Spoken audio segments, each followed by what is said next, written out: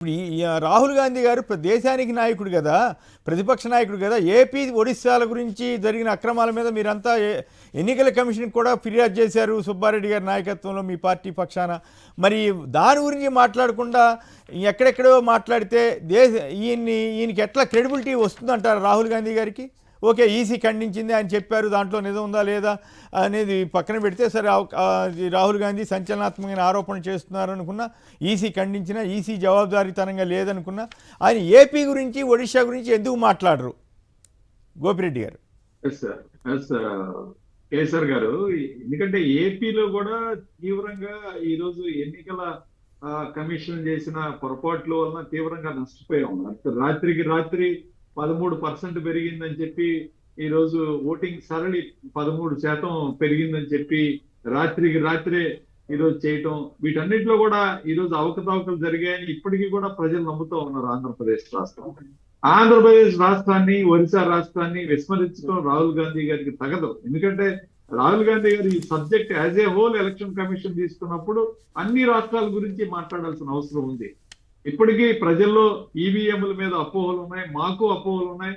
ఎందుకంటే ఎక్కడ ఒక బూత్ ఓటింగ్ లిస్ట్ తీసుకుంటే కేఎస్ఆర్ గారు, ఆ బూత్ ఏ ఒక్క బూత్ ఓటర్ లిస్ట్ కూడా ఈ రాష్ట్రంలో సక్రమంగా లేదని నా యొక్క అభిప్రాయం. ఎందుకంటే అందులో డెత్తులు తీసేరు, అందులో దొంగ ఓట్లు ఉంటాయి. ఎక్కడో ఉన్నోళ్ళు ఆ ఓట్లు, ఇప్పుడు వాళ్ళు పెళ్లి చేసుకొని ఎక్కడో హైదరాబాద్ ఎక్కడికి వెళ్తారు, అక్కడ ఓట్లు జాయిన్ చేసుకుంటారు. ఆ ఓటు తీసేయడానికి కూడా ఎలక్షన్ కమిషన్ ఎక్కడ ఒప్పుకోదు. ఎందుకంటే వాళ్ళ ఓటు ఉందని చెప్పి మనం నిరూపించాలి. ఈ 2 ఓట్లు ఉన్నాయని నిరూపిస్తే వాళ్ళకి నోటీస్ ఇస్తారు, మీరు ఎక్కడ వేస్తారు, ఎక్కడ తీసేస్తారు. అసలు ఆ నోటీసులే ఇవ్వటం కార్యక్రమే జరగల.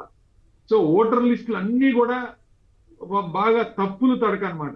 ఆ ఫోటోలు ఇస్తారు, ఆ ఫోటోలు అయితే అసలు బ్లాక్ అండ్ వైట్ ఫోటోలు ఇస్తారు. ఎలక్షన్ కమిషన్ కలర్ ఫోటోలు ఇవ్వాలి.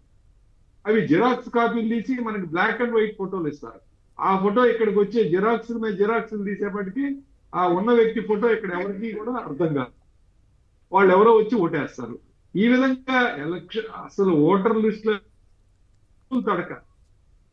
ఎలక్షన్ కమిషన్ ఈవీఎంల మీద డెఫినెట్ గా చర్యలు తీసుకోవాలి. ఇప్పుడు అదిగా స్థానిక సంస్థల ఎన్నికలు మళ్ళీ ఈవీఎంలు పెడతామని చెప్పి మొన్న స్టేట్ ఎలక్షన్ కమిషనర్ నీలం సాయి గారు లేఖ రాశారు. మళ్ళీ ఈవీఎంలు స్థానిక సంస్థలు కూడా తీసుకొస్తే ఇంకెన్ని అవకాశాలు జరుగుతాయని చెప్పి ఈ రోజు ప్రజలు, వైఎస్ఆర్ కాంగ్రెస్ పార్టీ ఈ రోజు ఆందోళన చెందుతా ఉంది. రాహుల్ గాంధీ గారు ఏదైనా నేషనల్ వైడ్ తీసుకున్నప్పుడు ఆంధ్రప్రదేశ్ ని, అన్ని రాష్ట్రాలని సమతుల్యంగా ఎక్కడైతే ఈ రోజు అపోహలు ఉన్నాయో వాటిని తీసుకురావాలి. కానీ ఆంధ్రప్రదేశ్ ని, ఒరిస్సాని వదిలేయటం చాలా బాధాకరం, వెరీ దారుణమైన విషయం. ఎలక్షన్ కమిషన్ కి వీళ్ళ ఆధారాలతో సహా ఆల్రెడీ కంప్లైంట్ కూడా చేసి వచ్చారు కదా, అయినా కూడా దాన్ని అర్థం కాదు. వైవి సుబ్బారెడ్డి గారు మన ఎలక్షన్ కమిషన్ కి వెళ్ళి అందరూ కూడా కంప్లైంట్ చేసి వచ్చారు, ఇలా మాకు అపోహలు ఉన్నాయని. దాని మీద స్పందించకపోవటం, మరి దాని మీద మాట్లాడకపోవడం చాలా, అసలు ఎలక్షన్ కమిషన్ బయటకు వచ్చి ఈ రోజు ఈ యొక్క ఏదైతే అభిప్రాయాలు ఉన్నాయో, లేదా ఎవరికైతే ఇప్పుడు ఈ రోజు అనుమానాలు ఉన్నాయో వాటిని నిర్వీర్యం చేయాల్సిన బాధ్యత ఉంది కదా ఎలక్షన్ కమిషన్ కి. ఆ బాధ్యతను కూడా వాళ్ళు నిర్వర్తించట్లేదు. ప్రెస్ మీట్ పెడితే 5 నిమిషాలు 10 నిమిషాల్లో ప్రెస్ మీట్ క్లోజ్ చేస్తున్నారు. అట్లాగా దేశవ్యాప్తంగా ఈ రోజు ప్రతి ఒక్క ఓటర్ మీ దగ్గరకు వచ్చి విన్నవించుకోలేడు, మీ దాకా రాలేడు. అలాంటప్పుడు మీరు ఓపెన్ గా ప్రెస్ మీటో లేకపోతే లైవ్ లో వచ్చినప్పుడు కనీసం ఈ అనుమానాలు నివృత్తం చేయాల్సిన బాధ్యత ఉంది ఎలక్షన్ కమిషన్. వాటి నుంచి కూడా తప్పించుకుంటున్నారు వీళ్ళు, అది ఏపీ వరకు కాంగ్రెస్ బీజేపీ ఒకే కూటమిలో ఉన్నట్లు అనుకోవాలేమో. అట్లయితే రాహుల్ గాంధీ గారు కూడా చంద్రబాబు గారి గురించి ఒక మాట అనకపోవడం, లేదా మాట్లాడకపోవడం, బీజేపీని ప్రశ్నించకపోవడం. జగన్మోహన్ రెడ్డి గారు ఉన్నారని చెప్పి ఈ రోజు సీతకన్నం వేస్తున్నారా, లేకపోతే కాంగ్రెస్ పార్టీ లేదనే అభిప్రాయంలో ఉన్నాడా? అది కరెక్ట్ కాదు కదా. ఎవరైనా ఎలక్షన్ కమిషన్ మీద కంప్లైంట్ చేసినప్పుడు అన్ని పార్టీల అభిప్రాయాలు కూడా తీసుకొని మాట్లాడాల్సిన అవసరం ఉంది. రైట్. విజయబాబు గారు, మీరు కూడా సంక్షిప్తంగా రాహుల్ గాంధీ గారి వైఖరి, ఓకే అవన్నీ సంచలనం చేస్తున్నారు, ఖండిస్తున్నారు వాళ్ళు, అది వేరే విషయం. ఏపీలో అంత ఆధారసహితంగా వీళ్ళు ఇచ్చొస్తే దాన్ని పట్టించుకోకుండా రాహుల్ గాంధీ గారు చేస్తే ఇది కేవలం అక్కడికి వచ్చేసరికి బీజేపీ కూటమికి ఆయన కూడా మద్దతు ఇచ్చినట్లే కదా.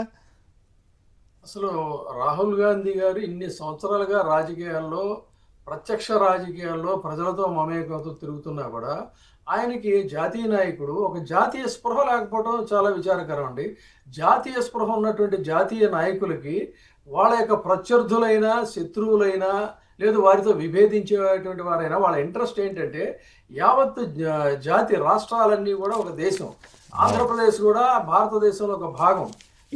ఆంధ్రప్రదేశ్లో ఉన్న యొక్క ప్రజల మనోభావాలకు అనుగుణంగా ఆంధ్రప్రదేశ్లో జరుగుతున్నటువంటి విపరీత పోకడలకు అనుగుణంగా జాతీయ నాయకులు స్పందించాలి తప్ప ఆయనకి జగన్మోహన్ రెడ్డి గారి మీద ఏదో వ్యతిరేక ధోరణి ఉంది కాబట్టి ఆంధ్రప్రదేశ్ని టచ్ చేయకపోవడం అనేది అసలు జాతీయ నాయకుల లక్షణం కాదండి. అది జాతీయ నాయకుల లక్షణం ఏంటంటే ప్రతి ఏ కార్నర్లో ఏ ఇష్యూ జరిగినా కూడా దాన్ని హైలైట్ చేయాలి. ఆ క్రమంలో ముందుగా ఎన్నికల ప్రక్రియలో ప్రతి సామాన్యుడికి కూడా అనుమానంగా ఉన్న స్థితి ఏంటి అంటే ఆంధ్రప్రదేశ్, ఆ తర్వాత ఒరిస్సా, తర్వాతే మిగతా రాష్ట్రాలన్నీ కూడా. అలాంటిది ఆంధ్రప్రదేశ్లో ఒక సాంకేతికంగా ఇందాక గోపిరెడ్డి గారు చెప్పినటువంటి ఆస్పెక్ట్ ఓటర్స్ లిస్టుకి సంబంధించింది అయితే, సాంకేతికంగా ఓటింగ్ సరళి తీసుకున్నప్పుడు ఓటింగ్ సరళి మీద ప్రతి బూత్లో కూడా అనుమానాలు ఉన్నటువంటిది, దానికి ఆధారాలు ఉన్నాయి స్పష్టంగా. ఇప్పుడు ఆయన ఏదైతే తీస్తున్నారో దీన్ని తవ్వటం ఇంకా చాలా ఈజీ ఆయనకి, కానీ దీన్ని పట్టించుకోకపోవడం దురదృష్టకరం. ఎక్కడైతే సమస్య ఉందో ఆ సమస్యని ఆయన గ్లోరిఫై చేసి దాన్ని బయట పెట్టినట్టయితే ఒక జాతీయ నాయకుడిగా ఆయన పేరు వస్తుంది. ఆయన లక్ష్యం కూడా నెరవేరడానికి ఆంధ్రప్రదేశ్ ప్రధానమైనటువంటి కేంద్రం అవుతుంది. దురదృష్టం ఏంటంటే ఇక్కడ ఏ బీజేపీకి అయితే తెలుగుదేశం పార్టీ మద్దతు ఇస్తుందో ఆ బీజేపీకి మద్దతుగా వీళ్ళు ఆ ఎజెండాని వాళ్ళ రాష్ట్ర అధ్యక్షురాల ద్వారా వాళ్ళ నాయకుల ద్వారా వీళ్ళు ఇక్కడ ఇంప్లిమెంట్ చేయడం అనేది దురదృష్టకరం. ఈ తరహాలో రాజకీయాలు అనేటువంటివి ప్రజలకి ఒక క్రెడిబిలిటీ అనేటువంటిది ఉండదు. తర్వాత ఏంటంటే అసలు ఎన్నికల వ్యవహారాల్లో వ్యూహాత్మకంగా ఒకప్పుడు గతంలో ఎంతమంది స్టాల్వార్డ్స్ ఉండేవాళ్ళు కాంగ్రెస్ పార్టీలు, కానీ మొన్న జరిగినటువంటి ఉపరాష్ట్రపతి ఎన్నికల వరకు కూడా, గోవా ఎన్నికల నుంచి ఉపరాష్ట్రపతి ఎన్నికల వరకు కూడా స్ట్రాటజీలో మెజరబుల్గా కాంగ్రెస్ పార్టీ ఫెయిల్ అయింది అనేది అయితే చాలా స్పష్టంగా చెప్పారు. దానికి కారణం ఏంటంటే ఈ సంకుచిత ధోరణులు. సంకుచిత ధోరణులు అనేటువంటి విడనాడి జాతీయ నాయకులు జాతీయ స్పృహతో విశాల దృక్పథంతో యావత్ దేశం కూడా మనం మాట్లాడాలి అనేది చేసినట్టయితే బాగుంటుంది. ఆంధ్రప్రదేశ్ను విస్మరించి ఆయన ఈ ఎన్నికల వ్యవహారాలు చేయాలంటే అది నేల విడిచి స్వామి చేసినట్టు అవుతుంది తప్ప మరొకటి కాదు. రైట్.